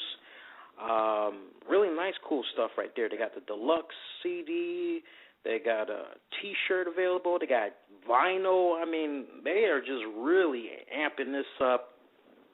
Been hearing a lot of buzz about this album. I'm hearing a lot of great things, and that's from the few people that somehow were able to get this album by a close friend. I'm hearing good things about the album overall. So for you Soundgarden fans, sounds like it's going to be worth the wait. Of course, if you want to check out more details on the different versions of the album, you can go to our website at infinityOneProductions.com. We got the link that's up right now. I did something totally different this week, and I had shedded my thoughts on the Lakers as they had came off of another loss to begin their season so far this year. Third loss in a row as they had suffered their defeat to the Los Angeles Clippers, and they are off to a 0-3 start, first time in 34 years. You got to go back to the 1978-1979 NBA season, and it just has so many people in a panic right now wondering what all is going on with the Los Angeles Lakers, who's to blame. I wrote a very cool article about that. I highly encourage you guys to check it out. And, you know, something new that we have done for the website, you can now leave comments on the articles that you are reading. Really awesome. Something that we had ironed out like earlier this week. I was very hands-on in the process, and I know I was testing it out. So another way that we're trying to interact with you guys. So it doesn't matter if you have Facebook, Twitter, Discets, whatever you use to communicate, you'll be able to just leave your comments on the articles that you're reading now. So feel free to jump on in there, comment, share, of course, with your buddies on everything that you see from the site. Really awesome. And that's pretty much it. Of course, I want to talk about Green Day briefly. Now, Green Day, they are continuing to struggle as frontman Billy Joe Armstrong is in rehab. Remember, he had that mental breakdown last month, and as a result of that, that's it. They've canceled more of their tours. So pretty much the remaining tours that they had beginning later this month, that's been canceled. They had some early shows in 2013. That's been canceled too. So at this point, all eyes and attention is on Billy Joe getting the help that he needs and getting better. Now, in a little bit of good news, Green Day has revealed that Dose, their second album, will still be released on November 13th, while Trey, their third album, remember it's part of a concept trilogy albums that they're doing here. Trey, their third album, has now been moved up. Originally, it was supposed to come out on January 15th. Instead, it's going to be coming out December 11th. So that's their way of giving back to the fans, apologizing for a little bit of inconvenience. You know, speaking of Green Day, Metallica had appeared in their place at the Voodoo Music Experience Festival, and they had some nice things to say about Billy Joe and Green Day. But what was really funny about it was they did like a 40-second intro for American Idiot. If you haven't checked it out, go check it out right now. It's actually still up on our website. I was amazed. I was ready to hear James Hetfield, "Don't wanna be an American idiot." Yeah, I was ready to hear that, but James decided he was not going to play that. But it was still a very nice instrumental. I was really loving it right there. And for you Motorhead fans, Lemmy Kilmister, he has confirmed it. There's going to be some new Motorhead, new studio material. It's going to be coming out in 2013. Now, for you guys that can't wait for that, there is going to be a live compilation album that's getting ready to be released by the band very shortly. I believe it is titled The World Is Yours, Volume 2. Let me pull it up for you guys real quick.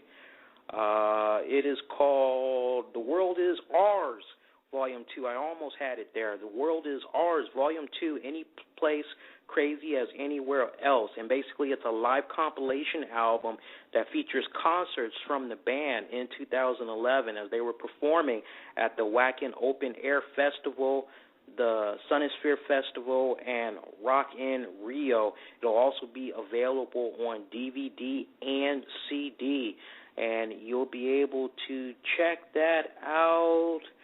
No estimated date yet. I know I saw a date somewhere. I believe it's going to be coming out just right before Christmas. But in the meantime, take that, and that'll tie you over until we get some new Motorhead studio material in 2013. So, way to go there.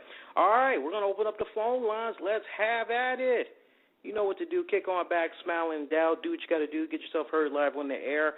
Call us at 646-478-3525. Once again, that's 646-478-3525. Kick back, smile, and doubt. Let's go to our good friend Dave in the Michigan area. Dave, you're live, my friend. Hey, how's it going? Hey, good, Dave. How you been? Not too bad. Enjoying this game. Yeah, it's good, man. Yeah, I mean, it's probably I was thinking that the other day, what you said, like, man, what are they going to do next year? Add to it? I mean, that's really the only thing they could do is keep the Attitude Era in it. Mm-hmm.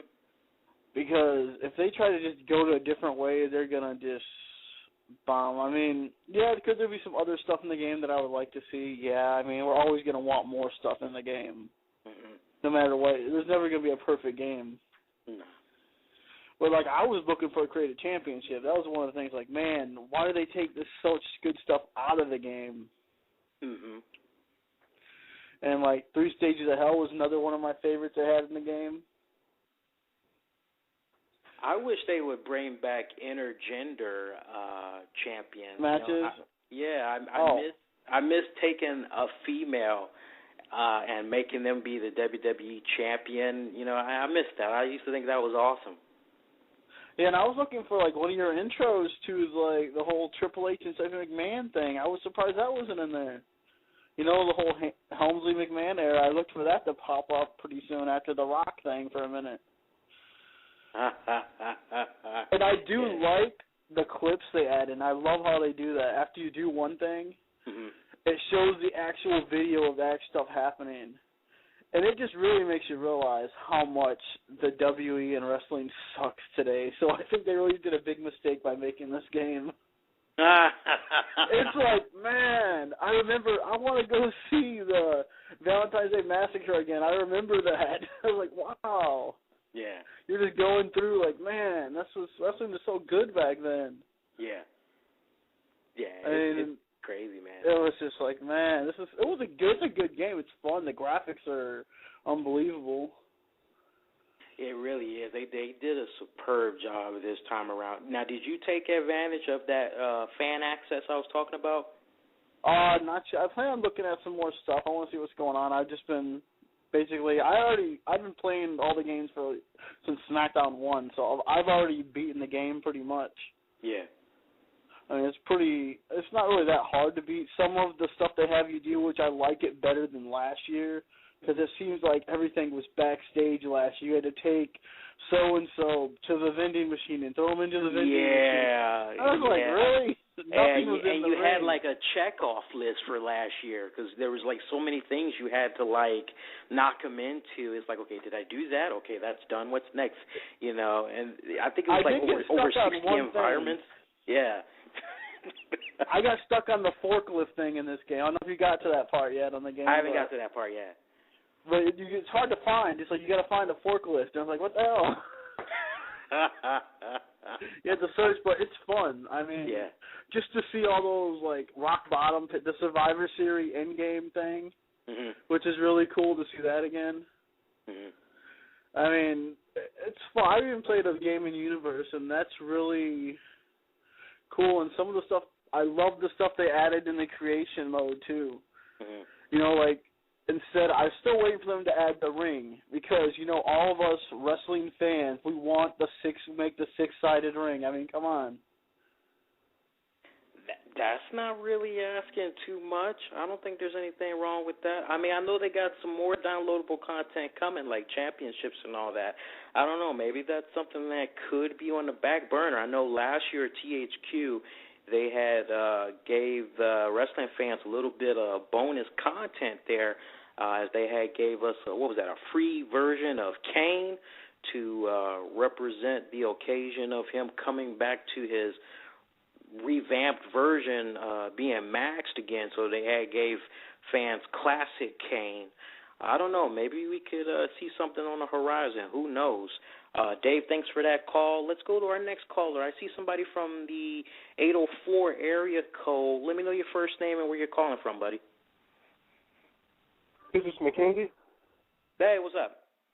Not much. I was thinking about when you talk about the WWE 12 game, 13, and I was wondering since WWE 11 pretty much had WCW, and this one had the Attitude Era, wouldn't 13 had ECW instead? I'm sorry, what's the question exactly?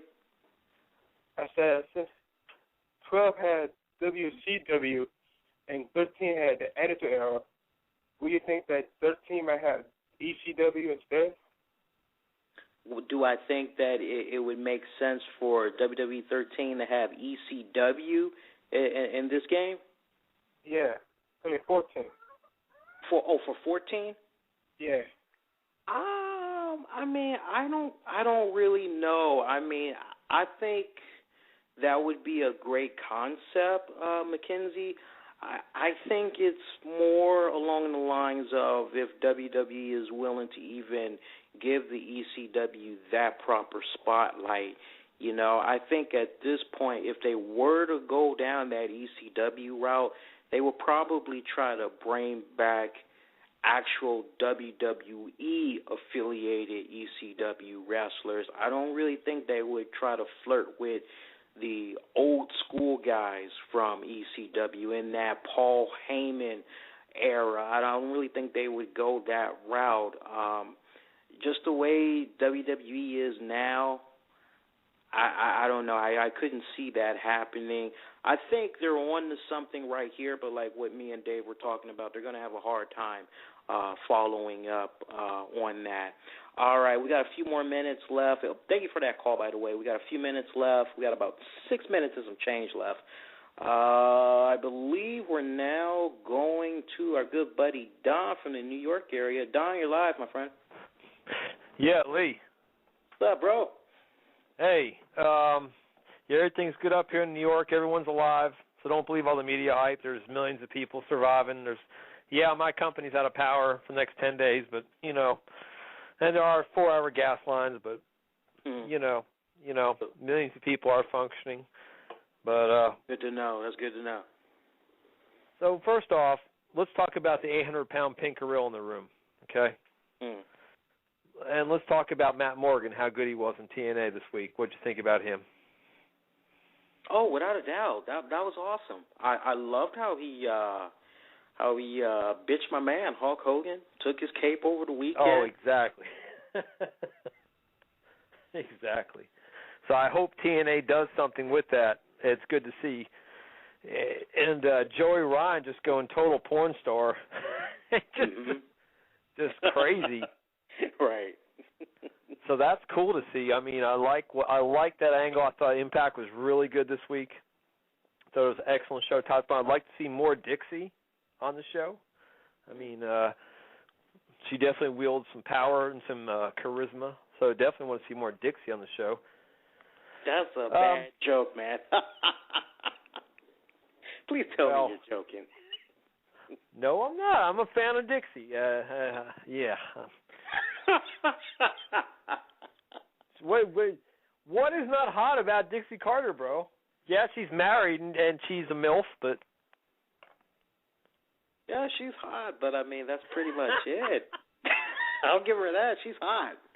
So you got, real quick before I get my next question, you put out a blog about Mike Brown and the Lakers. You got a take on that? What's going on there with D. Howard and Kobe and all them 0-3 right now? You got a take on that? Honestly, I'm going to be paying very close attention to this game that they got on Sunday against the Detroit the Pistons. Pistons. Yeah. They have to. I got this weird sixth sense feeling that if they do not beat the Pistons, basically, if they don't win these next two games, like I said in the article I had wrote, I got a feeling that some pink slips is going to be given out before Thanksgiving, and I think Mike Brown will be one of them because really there's no excuses. Last year, okay, you're new. Okay, we get that. Okay, I just did something on Photoshop for Mike Brown. I'm going to be sending it to you to your Infinity One at Twitter. Just did a little Photoshop tribute to Mike Brown, so stay tuned for that. Oh, I'm looking forward to that. And you said you had a question real quick. What was that? Well, sure. Let's talk. I dropped some TNA, but let's talk some WWE. Obviously, Road Scholars, really enjoying that tag team. They've been really emphasizing a lot of things. What do you think about WWE stepping their game up and get a women's tag team division? Whatever happened to TNA? Last we heard was that Eric Young and ODB were this women's tag team division. It just got buried in the sand, bro, like Hurricane Sandy rolled up on something, okay? Right. So address those two issues on the women's tag team issues, WWE and TNA front. Well, as far as a WWE women's tag team division, if I understood that right, as much as I would like to see that happen, I've always been a strong supporter for women's division, women's wrestling, basically good women that know how to wrestle their ass off. I've always been a fan of them getting their proper justice. But in this case, for the Big E right now, they got a ton of rebuilding to do. So maybe that could be something coming up at a later date when they actually have the right pieces of talent to be able to pull that off. TNA, there's no excuses.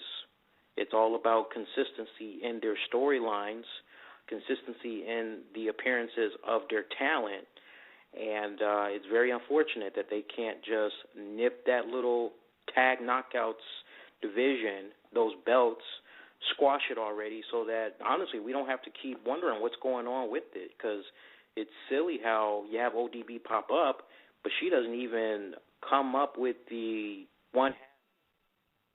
She doesn't even pop up with the one half of the titles when she had that match against Jessie. So looks like TNA, for real, they really are coming off with the impression that they don't know what the hell to do with that knockouts division. And it's okay if they don't know what to do. If they don't know what to do, then just suspend the division until further notice.